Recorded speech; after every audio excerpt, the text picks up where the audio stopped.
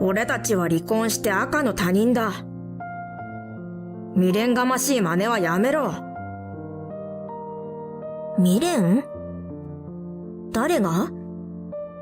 ああ、この人のことね。私は元夫をストーカーしている不倫相手の女の写真を見せた。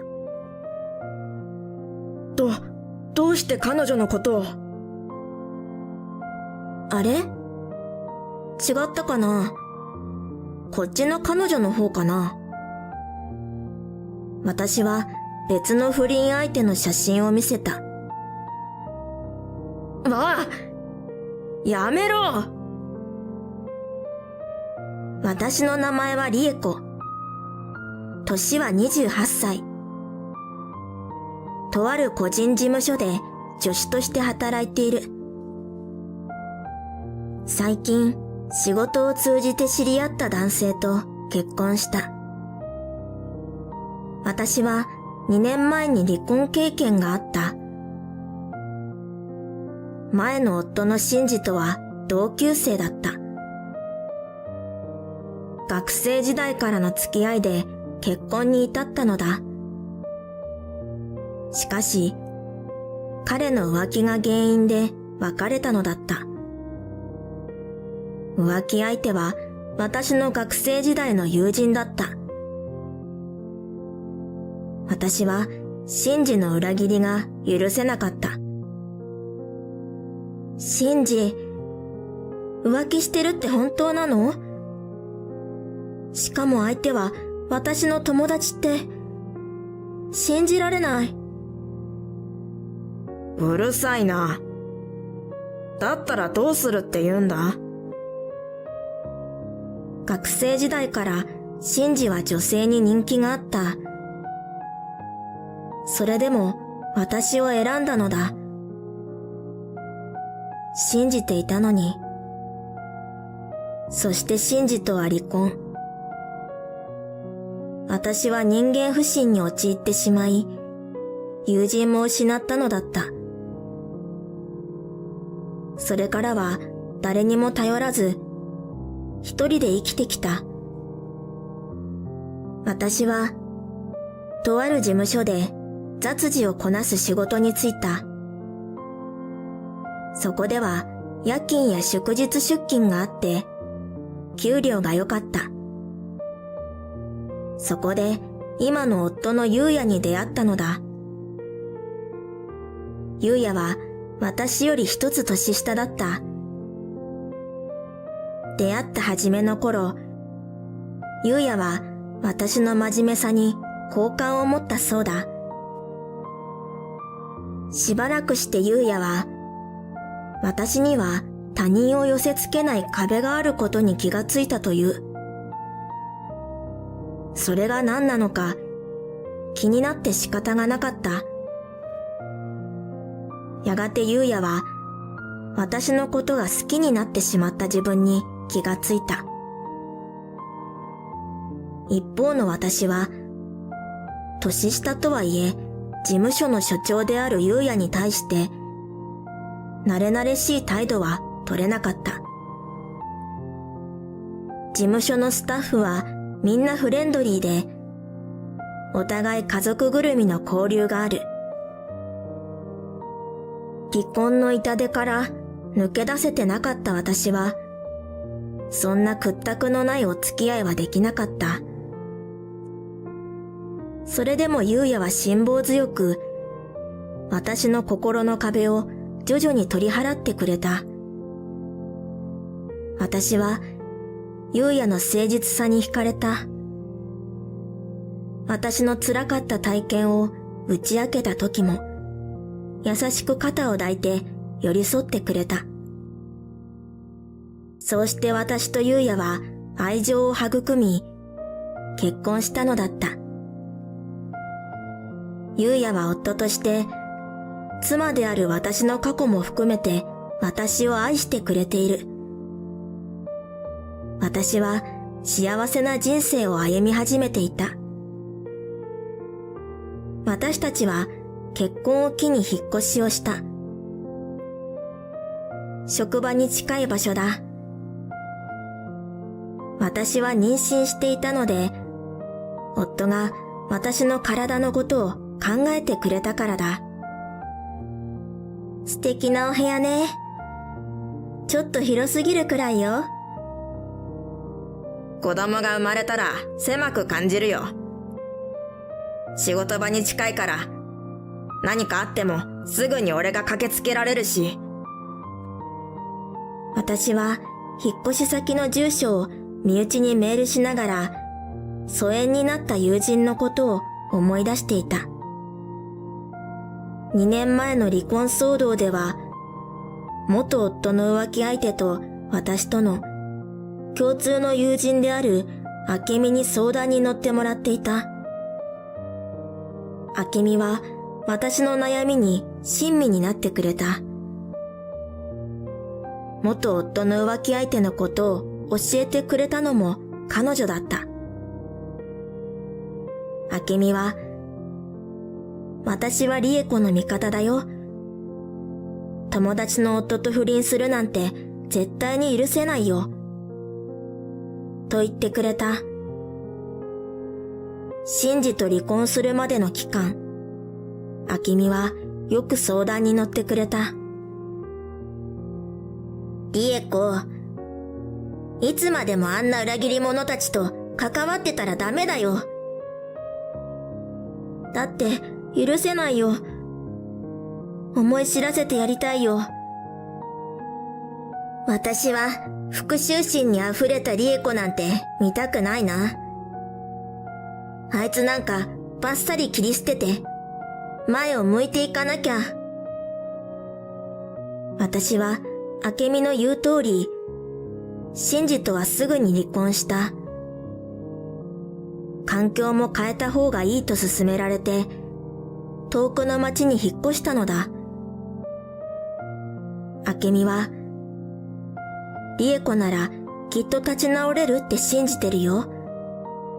もう過去に関わりのあった連中とは、私も含めて離れた方がいいから。と言って別れたのだった。そんな風に、離婚した後の私は、その頃の友人たちとは関わりを絶ってしまった。しかし、今ならあの頃の思い出話もできるだろう。私は彼女のメールアドレスが今も使われているかわからなかったが、とりあえず新居の住所を送った。翌週、私の家のインターホンが鳴った。モニターを見ると、警察官の姿が映し出されている。私はモニター越しに尋ねた。何のご用でしょうか？あなたに対して被害届が出ておりましてね。お話を伺いたいのですが。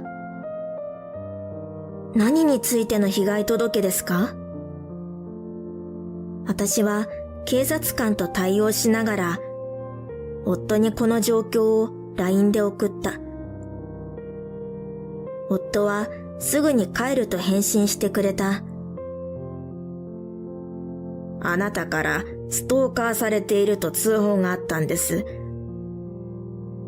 心当たりはないですかね？心当たりといえば、仕事上いくつかあった。ストーカーですって？そんなこと誰が言ってるんですか？それはちょっと。実は私は探偵事務所で働いてます。それで、そう説明し始めたとき、モニターの向こうで夫と警察官の話し声が聞こえてきた。夫は全速力で駆けつけてきたらしく、息切れしていた。うちの妻は身重でして、お話なら私が。私はほっとしてドアを開けた。警察官からの質問にいくつか答えて、その場では誤解が解けた。私は当初、調査対象者を尾行する際に自分が逆に身元がバレたかと思った。仕事上のミスをしてしまったのかと不安になったのだった。しかし、仕事とは全く関係のない濡れ衣だと分かった。まず、ストーカー被害は半年前からあった。私たちが引っ越してきたのは今月だった。そして、私が関わった調査対象者は女性がほとんどだった。被害者は男性とのことだった。警察官は、被害届そのものが信憑性がないと判断したらしく、私たちにこう言った。あちらからは、自分の旦那の元妻が、旦那に未練があってストーカーしていると言ってきてます。妙ですね。念のため、身辺にお気をつけください。私はすっかり忘れていた過去の悪夢と向き合う羽目になったのだった。誰かが君を陥れようとしているらしい。しかし、俺が絶対に君を守ってやる。夫は私にそう言ってくれた。3日後、元夫のシンジから連絡があった。俺のことストーカーしているのはお前だろ。迷惑してるんだよ。と、開口一番にそう言われた。何寝言言ってるのよ。私がそんな真似するわけないわ。俺の妻がすっごく憤慨してるんだ。警察に訴えるってな。警察ですって？そうだ。どうだ？ビビったか？さっさと謝れ。なんでやってもないことで謝るのよ。そっちこそ私に土下座して謝れ。怒りに任せて私は怒鳴り返した。シンジは私の強気に一瞬ひるんだようだった。しどろもどろになりながら言った。とにかくだな。お前が、ストーカーはやめますって俺の妻に謝れば、丸く収まるんだよ。私は、シンジのたわごとに対して、怒りを何とか鎮めるように努めた。まったく、大凶に悪い。少し冷静になった私は、警察官が言ったことを思い出した。そういえば、ストーカーの被害届を出したのは、シンジの今の奥さんだった。どんな女性だろうか。こんなバカな男の話を真に受けるなんて。あ、ちょっと待て。俺が話すから。電話の向こうで、ちょっと変わりなさいよ。と、女の声が聞こえてきた。私は聞き覚えのあるその声に、冷たい水を浴びせられたような思いがした。シンジと電話を交わったその女は言った。リエコ、久しぶりね。私のこと覚えてるかしら？あけみ、どうしてあんたが？ふふ、驚いた？私ね、シンジと結婚したのよ。今とっても幸せなの。シンジと？そんな。あけみは、私がシンジに裏切られて傷ついていた頃、あんなに親身になってくれてたのに。最初から、シンジと私が結ばれるはずだったのよ。途中からあんたが出しゃばってきたの。最初から？それ、どういうこと？あんたがシンジと結婚する前から、私たちは恋人同士だった。でも、私が他の男とちょっと付き合ったことがあったの。その隙に、あんたがシンジを奪ったのよ。明美の自己中心的すぎる言い分に、私はすっかり混乱していた。待って。だって、私がシンジと離婚した原因は、あの時シンジの不倫相手だとあんたが思い込んだ子は、何の関係もなかったのよ。簡単に騙されるなんて、あんたって本当にバカよね。全部嘘だったのね。ひどい。メソメソしてるあんたを慰めている時は、笑いをこらえるのに必死だったわ。私も付き合って涙を流していたけど、あれ、目薬だったから。なんでそこまでするの？シンジが好きだったなら、そう言えばよかったじゃないの。私はね、あんたがもともと嫌いだったのよ。そのまっすぐな考え方とか、男にこびないところとか。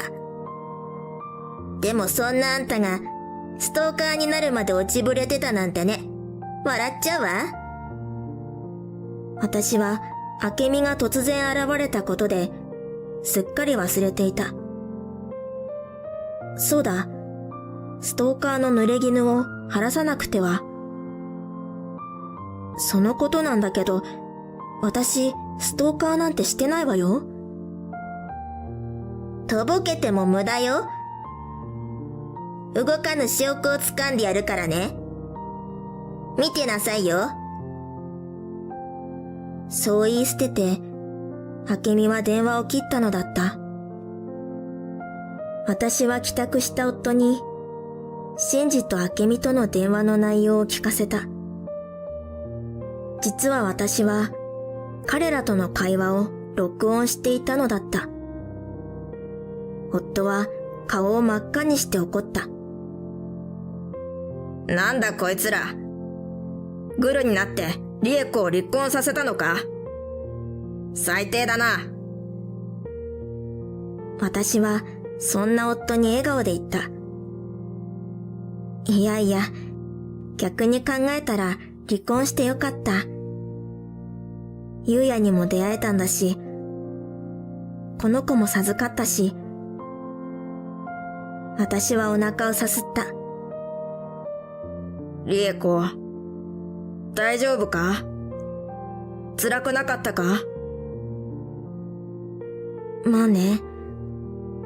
明美にも裏切られてたなんて、ショックだったけど、私は今が幸せだから、いい勉強になったと思うことにした。リエ子、強くなったな。あ、そうだ。その女、明美って名前だったのか？夫によれば、先日、うちの探偵事務所に、明美と名乗る女性からストーカーの調査依頼が来たのだった。夫はその調査で、ある事実が明らかになったと言った。そうなの。道理でね。面白いことになってきたわね。私はにやりと不敵な笑みを浮かべたのだった。1週間後、突然明美から呼び出された。私のストーカーの証拠を見せてやると息巻いていた。あんたを警察に突き出してやるわ。あんたは刑務所に入るのよ。いい気味だわ。証拠はあるの？もちろんよ。私たちはファミレスで待ち合わせることになった。指定された時間に私は店に着いた。明美と真治がそこにいた。二人とも派手なブランド服や高級なアクセサリーを身につけていた。明美は長い髪を気だるそうにかき上げながら私を見た。真治はふてくされた顔で私とは目を合わせようとしない。自分の高級腕時計ばかり見ている。金回りは良さそうだったが、下品な雰囲気だった。私は妊娠したお腹が目立たないように、無地の木綿のふんわりとしたワンピースを着て、髪はアップでまとめていた。私の平然とした様子が、明美は気に入らなかったらしい。赤い唇を歪めていった。あら、太ったわね。あざける明美に、私は微笑み返した。妊娠中なの。明美は顔をこわばらせた。まずは私の先制パンチだ。明美は何を勘違いしたのか、真治を睨みつける。いやいや、俺の子じゃねえし。私は吹き出してしまった。おバカな二人の前に母子手帳を見せた。私と夫の名前が書かれている。ほら、これを見て。私は結婚しているの。そのバカ男とは関係ないわよ。明美は苦々しい表情を浮かべたが、すぐにニヤニヤ笑いながら言った。あんた、結婚しているのに真治のことをつけ回していたのね。あんたの旦那はこのこと知っているのかしら。私の夫なら、もうここに来ているわよ。そう言って私は、隣のテーブルに座っていた優也に合図した。優也は私の隣に座って挨拶をした。はじめまして。妻の理恵子が昔お世話になったようで。明美と真治は口をあんぐりと開けている。明美は自分の攻撃が何一つ私に響かないことに徐々に焦りを募らせていた。あんたの嫁にこっちは迷惑しているのよ。うちの夫はストーカーされてるんだから。そうだ。俺たちは離婚して赤の他人だ。未練がましい真似はやめろ。こっちには証拠があるんだからね。もうすぐ探偵事務所の人がストーカーの写真持ってくるから。あんたは逮捕されるのよ。え？探偵？真治は明美が探偵を雇っていたことは知らなかったようだ。知っていたら絶対に止めていたはずだった。そうよ。元夫に未練タラタラだなんて哀れな女ね。私は優也が持ってきた封筒から数枚の写真を取り出した。未練？誰が？ああ、この人のことね。私は真治をストーカーしている不倫相手の女の写真を見せた。どうして彼女のことを？あれ？違ったかな？こっちの彼女の方かな？私は別の不倫相手の写真を見せた。こっちはラブホテルから出てくるところだった。わあ、やめろ。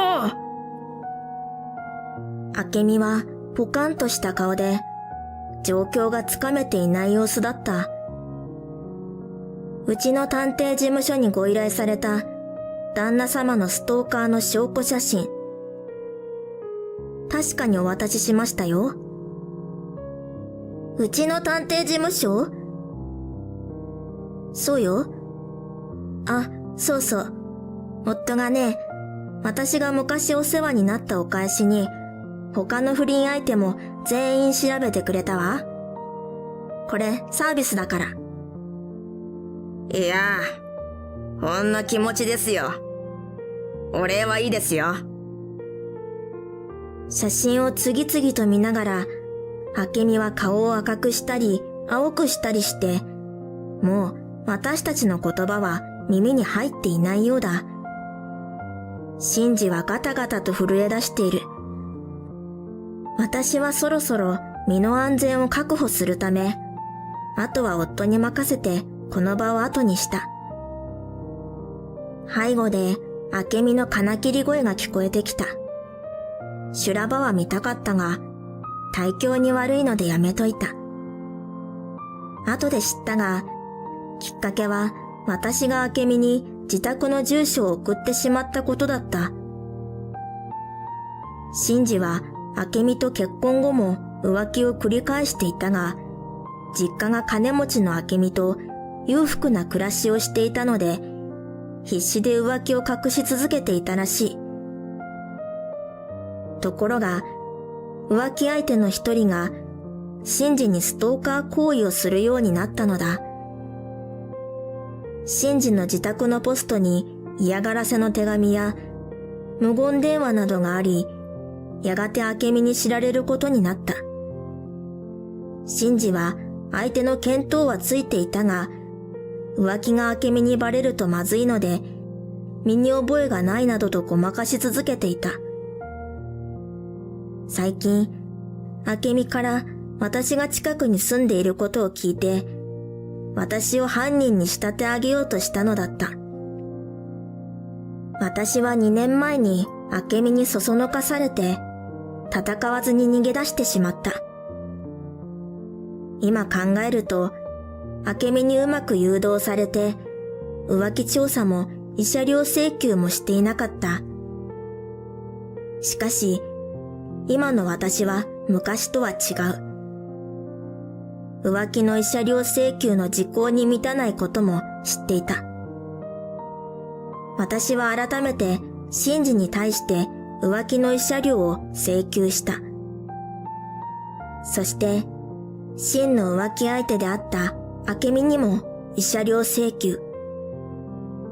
追加でストーカーの濡れ衣を着せられたことに対しても慰謝料請求した。明美は親の財産でシンジと贅沢三昧していたらしく、2人分の慰謝料を肩代わりした明美の両親は、その後2人を絶縁したそうだ。2人は明美の親が紹介した工場で住み込みで働きながら、親への借金を給料天引きで支払い続けているらしい。お互いに責任のなすりつけ合いをして、喧嘩が絶えないそうだ。私はその後、元気な赤ちゃんを出産した。夫の探偵事務所の経営も順調で、忙しいながらも幸せな毎日を過ごしている。